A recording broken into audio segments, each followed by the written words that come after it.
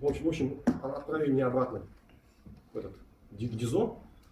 Потом впоследствии он там таблеточки мне принес, одну штуку, за которую мне там живот крутило еще. И я просто отключился. Там все загажено, там, метр на метр, там все загажено, там, ДИЗО. Там никогда не убирались. Я упал, я там провалялся до вечера. До вечера без движения вообще. Просто мозг выключился.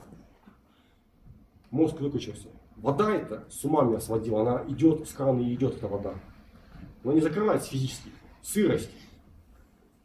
Ну, я тогда, видите, не обращал внимания, эти побиты. Вообще не до этого было, я не замечал этого.